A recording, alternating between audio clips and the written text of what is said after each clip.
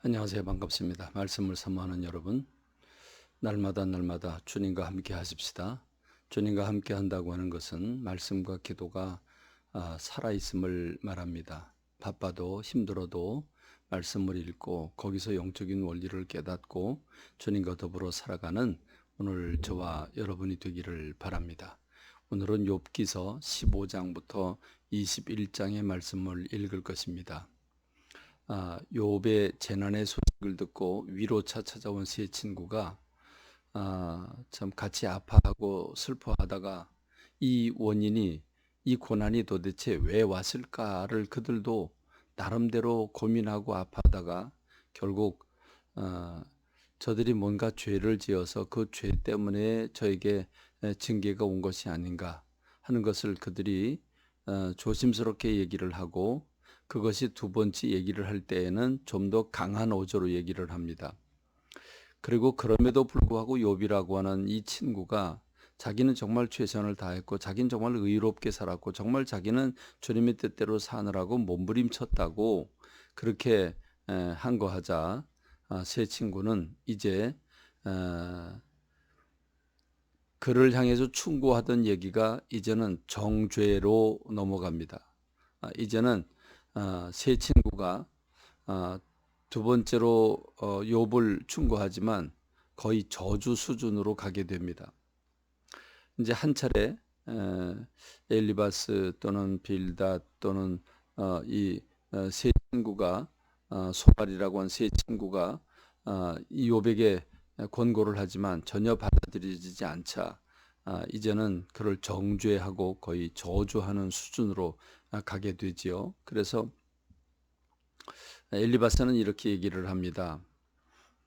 악을 저지르기를 물 마시듯 한다고, 아주 가증하고 부패하기 그지없다고, 이런 악한 자에게는 저주가 임한다고 정죄를 합니다. 빌닷이나 소발이라고 하는 사람도 욥을 악인으로 규정을 하고, 악인이 받을 저주는 이러이러한 저주를 받는다, 그래서 열거를 합니다. 그러니까 한마디로 말하면 친구들이 이제는 심판자가 되었습니다. 하나님의 자리를 대신해서 욥이라고 하는 사람을 정죄하기에 급급한 상태에 이르게 됩니다. 그래서 욥은 항변을 하죠. 너희들은 재난을 주는 위로자들이라고, 너희가 내 마음을 괴롭히고 말로 나를 짓부수기를 어느 때까지 할 거냐고 이렇게 아우성칩니다. 그러면서 하나님은 나를 버리셔서 고난을 허락하셨고 내 주변에 내 가까운 사람들은 다 나를 떠났다. 친구도 종도 친척도 사람들이 다 나를 이상한 사람 쳐다보듯이 쳐다보고 있고 다 나를 버렸다라고 말하고 있으면서, 너희들은 제발 좀 나를 불쌍히 여겨달라고, 불쌍하지도 않느냐고 이렇게 그러면서, 그래 너희들은 의인이 고통받는 이유가 없고 악인이 반드시 형벌을 받는다고 하는 생각을 갖고 있는데, 그럼 내 하나 질문 좀 해보자. 그래, 어째서 악인이 형통하고 평안하고 자식들이 잘 되고 그 평안한 이유가 뭐냐 도대체? 왜 악인들이 형통하고 왜 악인들은 고통받지 않다가 평안하게 죽는가? 그 이유가 뭐냐? 그럼 얘기 좀 해봐라. 하나님이 반드시 정의와 공의 하나님이시고 하나님이 반드시 심판하시는 하나님이라면 어째서 악인이 형통한지 그 이유를 대보라고. 그러나 그들은 막무가내죠. 결국 욥은 사람들을 향하던 그 마음이 거기서 격려가 되지 않고 위로가 되지 않자 그는 하나님을 향합니다. 그리고 부활신앙을 가집니다. 하나님을 향해서 하소연합니다. 나의 말이 곧 기록되었다면, 책에 쓰여졌다면 철과 납으로 영원히 돌에 새겨졌으면 좋겠다. 내가 알기에는 나의 대속자가 살아계시니, 여기서 말하는 대속자는 죄를 대신해서 속해주는 대속자 예수 그리스도를 말하는 거 아니겠습니까? 내가 알기에는 나의 대속자가 살아계시니, 그렇습니다. 지금 욥은 그 죄를 용서하시는 하나님을 믿었고 그 대속자를 믿었습니다. 그리고 마침내 그가 땅 위에 서실 것이라, 내 가족이 복임을 당한 뒤에도 내가 육체 밖에서 하나님을 보리라.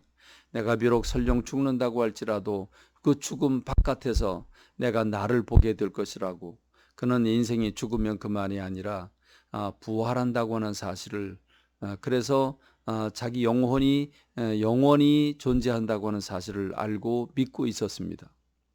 내가 그를 보리니 내 눈으로 그를 보기를 낯선 사람처럼 하지 않을 것이라 내 마음이 초조하구나. 이렇게 하나님을 향한 신앙을 변하지 않습니다.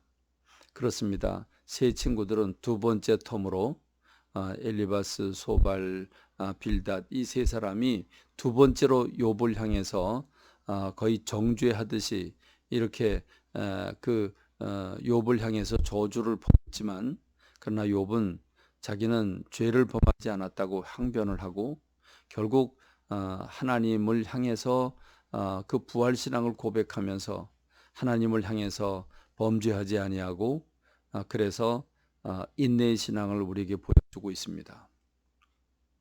여러분, 그렇습니다. 우리가 여기서 무엇을 깨닫습니까? 우리들의 모습을 봅니다. 성경 이런 욥이라고 하는 사람을 우리에게 보여주는, 확대해서 보여주는 이유가 무엇입니까? 우리들로 깨달으라고 하는 거죠. 우리의 부부관계는 어떻습니까? 남편은 아내를, 아내는 남편을 고정적인 관념으로 쳐다보고 이 사람은 이런 사람이야 그래 놓고 남편과 아내의 마음을 이해하려고 노력하기보다는 정죄하느라고 바쁜 게 오늘 우리의 삶이 아닙니까? 부모와 자녀 관계는 어떻습니까? 직장 안에서는 어떻습니까? 우린 요즘 선거철을 앞두고 정당 관계는 어떻습니까? 내가 믿고 확신하는 그 정당엔 점점 더 내 마음을 열어서 거의 맹신하다시피 하고 상대방을 저주하는 그런 분위기가 우리의 분위기 아닙니까? 아니, 모든 인생을 사는 모든 관계가 그렇습니다. 자기 입장에서만 바라보고 해석하고 믿고 주장하고, 그러면 결국은 상대방을 정죄하고 저주할 수밖에 없습니다. 이 잘못된 자기 확신, 자기는 옳다고 하지만 잘못된 자기 확신이 얼마나 비참한 결과를 가져오는가를 우리에게 보여주고 있습니다. 그러므로 욥에게서 배우십시다. 욥이 가지고 있는 그 부활신앙, 믿음의 끈을 놓지 않고 하나님께서 죽음 밖에서 하나님 앞에 갔을 때 하나님께서 내 신앙을 인정해 줄 것이라고 하는 그 하나님을 향한 부활신앙을 가지고 그 믿음의 끈을 놓지 않는 이 욥을 통해서 오늘 저와 여러분을 거울처럼 들여다보고, 여러분이 어떤 고난을 당하고 힘들고 어려운 일이 있습니까? 욥을 바라보고 견디고 승리하고 이기는 여러분 되시기를 바랍니다. 감사합니다. 말씀을 맺겠습니다.